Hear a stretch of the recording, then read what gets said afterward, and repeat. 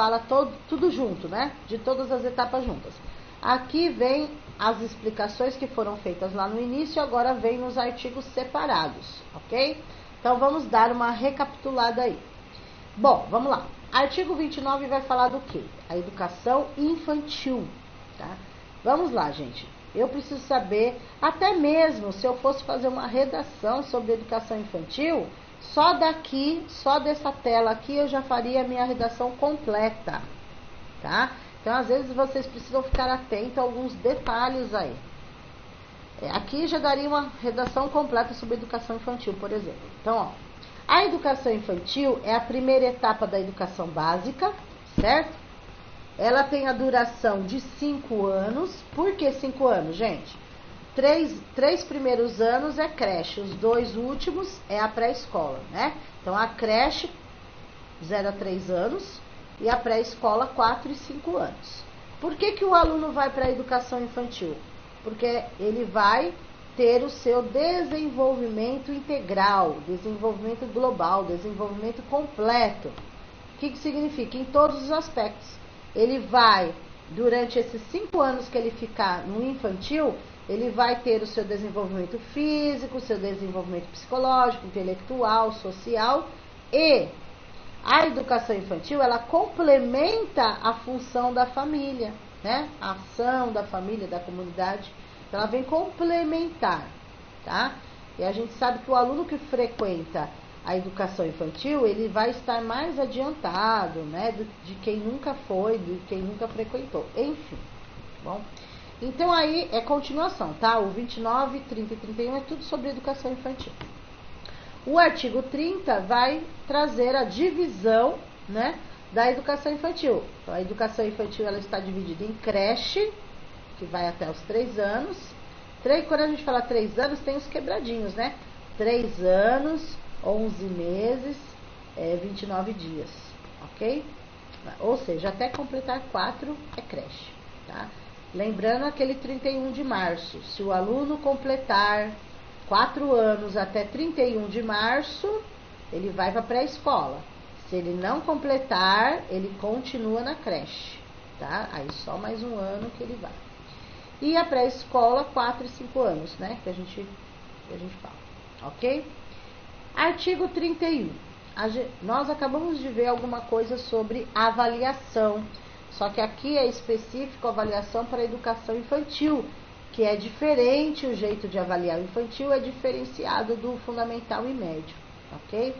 Então, como que é feito a avaliação, né? Aliás, quando a gente fala de avaliação, a gente tem que ter em mente assim, quando nós falamos de avaliação, tradicionalmente a gente já pensa em prova. A avaliação é um conjunto, não é uma prova, é um conjunto. Pode ser dada uma prova? Pode, mas ela não pode ser o único instrumento de avaliar. Ela pode ser um dos. Você pode dar uma avaliação, uma pesquisa, uma tarefa, um trabalho em grupo, individual, participação em sala de aula, enfim, tá? Então, como que é feita a avaliação? A LDB vai nos trazer, assim como autores também vão falar a respeito, tá bom? A avaliação da educação infantil é feita através do acompanhamento e registro. A gente também pode falar observação e registro, tá? Mas na lei, né, na LDB, está a palavra acompanhamento e registro. Mas os autores vão falar acompanhamento ou observação e registro, tá? É dessa forma que é feito a avaliação na educação infantil, ok? E como que fica a educação infantil em relação à carga horária? É o mesmo do fundamental e o mesmo do médio. 200 dias letivos no mínimo, 800 horas no mínimo, tá? Também, tá? E a jornada? A jornada, o que significa a jornada? É o período que a criança fica na escola. Pode cair uma pergunta aí da jornada que já caiu, tá? Então, assim, a criança, ela pode ficar numa jornada parcial. O que seria essa jornada parcial? Quando a criança fica no mínimo 4 horas na escola, tá? E a criança pode ficar numa jornada integral, que é no mínimo 7 horas de aula. Não caia na pegadinha. Teve a pegadinha do concurso passado que caiu mínimo 3 horas de aula. Não existe nem no infantil, nem em lugar nenhum, mínimo 3 horas de aula, tá? O mínimo é 4, se for parcial, no mínimo 7 se for integral. Então aqui, quando fala de jornada, vamos fazer uma associação. 4 horas de aula, normalmente quem é que fica do infantil? Os alunos de 4 e 5 anos que estão na pré-escola ficam nessas 4 horas de aula, no mínimo, tá? E a jornada integral, normalmente quem fica do infantil? A creche. A creche tem mais tempo de aula, tá? Porque é creche, etc e tal. Então, eles podem perguntar para vocês quais são as jornadas existentes na educação infantil. Então, são 2 jornadas. Uma parcial, no mínimo 4 horas, e uma jornada integral, no mínimo 7 horas, ok? Depois, na 4, é sobre a frequência que eu falei no começo, tá? A frequência do fundamental e do médio, que eu havia falado, 75%. Já da educação infantil, 65%. Que antes era 60%, agora é 65%. Precisa ficar bem atento nas coisas que vocês pegam para estudar, às vezes não está atualizado, ok? 5. Expedição de documentação que permita atestar os processos de desenvolvimento e aprendizagem da criança. Toda vez que a gente fala do infantil, vamos lembrar das palavras cuidar e educar, que a BNCC vai trazer para vocês, os autores também vão trazer. Falou em educação infantil, já lembrem de cuidar e educar, que caminham juntos. A criança vai para a escola para ser educada e cuidada, as 2 coisas. E ela aprende e se desenvolve brincando e interagindo, ok? Então, assim, como que é feito? Tem avaliação e daí tem que colocar um documento, né? Então, tem uma ficha que vai ser preenchida de cada aluno. Quando vocês estiverem lá na prefeitura, vocês vão ver. É uma ficha para cada aluno que vocês vão ter que colocar o progresso do aluno em todas as áreas. Como ele está nessa área, como ele está nessa, como ele se desenvolveu nessa e assim por diante. Então, precisa ter esse documento que fale tudo sobre a criança, o seu desenvolvimento e sua aprendizagem, aluno por aluno, ok? Então essa é basicamente a parte da educação infantil. Se eu tivesse que fazer uma redação, por exemplo, aqui, olha, sobre educação infantil, só aqui já fecharia, tá? Vamos fazer um teste aqui rapidinho, ó. Introdução, parágrafo único.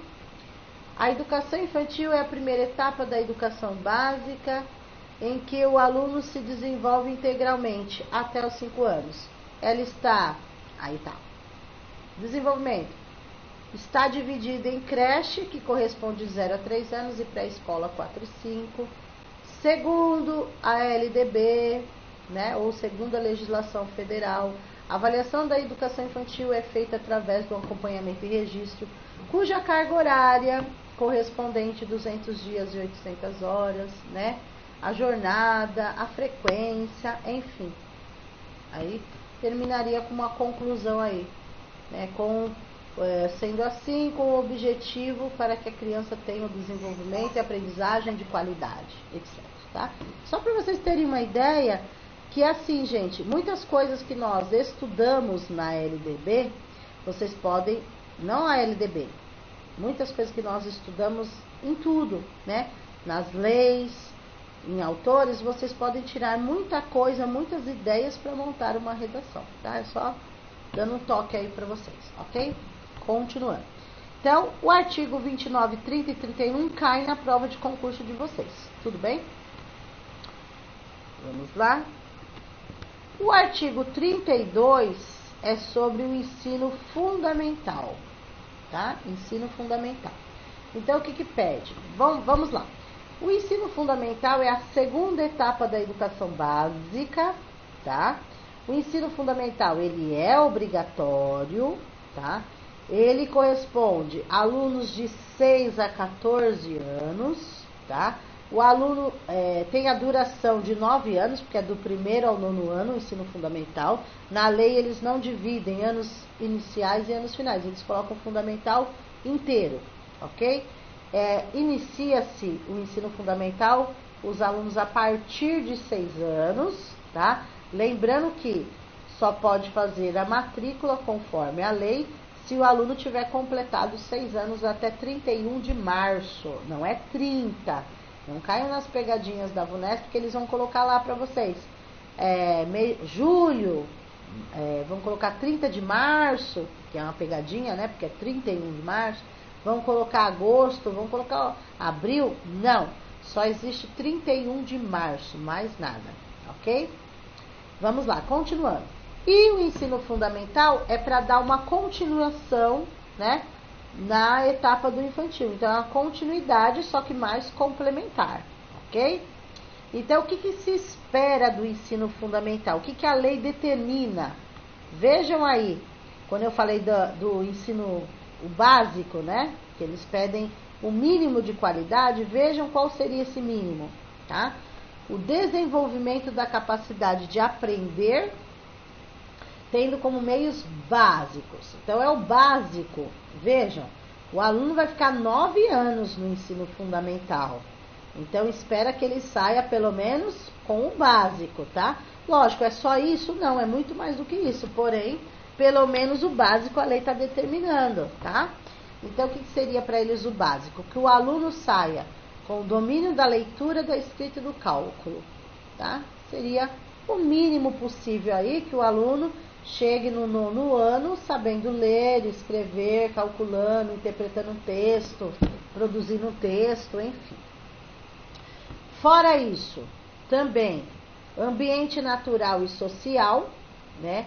Que vai entrar, ambiente natural, social, que eu não grifei aí, e sistema político. Tecnologia, artes e valores. Então, assim, além do domínio da leitura, da escrita e do cálculo, que entra português e matemática aí, espera-se que o aluno também se desenvolva, né, aprenda sobre o ambiente natural, social e sistema político. Essa parte aí entraria as disciplinas de ciências, história e geografia. Além disso, dessas disciplinas também vai entrar que ele desenvolva, que ele compreenda tecnologia, artes, valores, tá? Quando eles colocam tecnologia, gente, não é tecnologia que eles falam assim, aprender a usar um computador, não é nem isso. É que você integre a tecnologia nas disciplinas que você dá, né? O uso da tecnologia, o uso, por exemplo, do computador nas suas aulas, tá? Uma atividade de português, uma pesquisa de matemática, enfim, ok? Também se desenvolve em artes e também, principalmente, na questão de valores, respeito, ética, cidadania, direitos e deveres, enfim, tá? Que está complementando aí na 3. Veja, formação de atitudes e valores. Então, o que se espera de um professor no ensino fundamental? Que ele tenha essa responsabilidade de formar este aluno para tudo isso, hein? Haja responsabilidade, né, gente? Além de tudo isso, o professor deve, né, fazer com que o aluno adquira conhecimentos e habilidades. Nem todos têm os mesmos conhecimentos e habilidades em todas as matérias, todas as disciplinas. Um gosta mais de uma, outro gosta mais de outra, mas o professor tem que ter a sensibilidade, porque todos os alunos são capazes de aprender, tá? Uns mais, outros menos, outros mais rápido, todos mais devagar, mas todos são capazes de aprender. Porém, o professor vai ter que despertar o quê? Os conhecimentos e habilidades de cada um. Então, descobrir qual é a habilidade desse aluno, qual é desse, qual é desse, qual é desse, etc. E no 4, o vínculo com a família. Então, no ensino fundamental, e esse vínculo começa no infantil, né? Porém, quando chega no fundamental, é necessário ter esse vínculo. Aliás, gente, uma coisa muito importante do ensino fundamental é a integração. Quando a gente for trabalhar os autores, vai estar mais focado nisso. Precisa ter uma integração quando o aluno sai do infantil e vai para o fundamental. Para ele é um choque, né? Então precisa ter esse momento de adaptação, esse momento de integração, que ele está saindo de uma etapa passando para outra. É a mesma coisa acontece quando o aluno termina os anos iniciais até o 5º ano e vai para os anos finais a partir do 6º ano. Há um choque também sair do 5º ano, que é uma professora só, normalmente, né, tirando os especialistas, e vai para o 6º ano, que é um professor para cada matéria, outra realidade. Então precisa ter também esse cuidado, tá bom? Então no 4, além desse vínculo com a família, eles colocam a questão da solidariedade. Vejam aí, tolerância. Essa tolerância já está lá nos princípios da LDB, lá no artigo 3º, que fala dos princípios da educação, fala sobre tolerância. E aí está repetindo a questão da tolerância. Temos que ser tolerantes, todos que fazem parte da educação, alunos, professores, enfim, tá? Que a tolerância, né, de uns com os outros, porque nós vivemos numa sociedade, né? Então, nem tudo que eu faço na minha casa eu posso fazer na escola, né? Enfim, então eles pedem isso no ensino fundamental, ok? Depois, o 32 cai? Sim. O 33 vai falar sobre o ensino religioso. É uma polêmica tão grande, gente, o ensino religioso, mas assim, apesar de toda polêmicas, críticas, né? A BNCC foi reformulada em 2017 e eles não tiraram o ensino religioso, ele permanece. Na prática a gente não vê, né? Vamos ser sinceros, na prática a gente não vê quase escolas que dão o ensino religioso, ok? Mas ele faz parte, tá? Ele faz parte do currículo. Então assim, o que acontece? O ensino religioso, ele é obrigatório o governo oferecer, está na lei. Só que a matrícula é facultativa, tá? A matrícula é facultativa. Então, o aluno, né, ele vai fazer se quiser fazer essa disciplina a mais aí, tá bom? Então, o ensino religioso, ele é uma disciplina, tá bom? Só que a matrícula é facultativa. Ele faz parte integrante da formação básica, está lá na base comum, porém, a matrícula é facultativa, tá? Mas, se os pais exigirem em alguma escola que tenha um professor que dê o ensino religioso, cabe à escola providenciar, porque está na lei. Só que vamos ser sinceros, né, gente? Não tem a ver com religião, nada a ver com religião. Mas vamos ser sinceros, os alunos, a maioria dos alunos, né, muitos deles, eles não estão se importando com o português, com matemática, com história, geografia, com arte, educação. Eles vão estar preocupados com o ensino religioso? Não. Agora, se os pais incentivarem com que tenha, né, pode ser que aconteça. São poucas escolas que eu já vi que ensinam, né, o ensino religioso. Tem que ter um profissional com perfil, né? Ele não pode puxar para nenhum tipo de religião, né? Ele vai trabalhar a cultura, né? A diversidade cultural religiosa que existe, mas não focar numa religião. Bom, enfim, tá? Mas se por acaso cair na prova do concurso, então normalmente eles perguntam, já caiu na prova? Eu não acredito que no de vocês caia isso, mas, né? Pode ser, porque já caiu em algumas provas anteriores. Então vocês vão falar que o ensino religioso é obrigatório, né? Porém a matrícula é facultativa, tá bom? No artigo 34 fala sobre o quê? Que é obrigatório 4 horas no mínimo o aluno em sala de aula. Isso está na lei, né, gente? Isso está na lei. Aqui na Prefeitura de Guarulhos, o que acontece? A ideia é aumentar o número de horas dos alunos, né? Assim como em várias prefeituras, aí, vários municípios. Mas o que acontece? Alguns lugares até conseguiram já, mas ainda existem muitas escolas, por exemplo, aqui em Guarulhos, que tem o intermediário, o horário intermediário. Então, se tem esse horário, não tem como aumentar 1 hora de manhã e 1 hora à tarde, né? Por conta desse horário intermediário aí. Então, qual é a ideia do governo aqui de Guarulhos? Tirar, né, esse período intermediário que ainda existem para ficar só manhã e tarde, né? Manhã e tarde. Fora a EJA que é à noite, tá bom? Mas eles esperam. Por quê? Se você for ver na prática, o aluno não faz 4 horas de aula certinho em sala de aula. A gente sabe que não. Ele tem 4 períodos de 4 horas no mínimo, mas assim, entrada, fila, café, almoço, banheiro, escova-dente, vai, resumindo, não dá 4 horas de aula, a gente sabe, mas o que interessa é o que está na lei, né? Então nós vamos dizer amém para tudo que está na lei para passar na prova. Então, eles vão perguntar qual o mínimo que o aluno tem de trabalho efetivo, de horas, né, em sala de aula, 4 no mínimo, tá bom? Então, progressivamente ampliado o período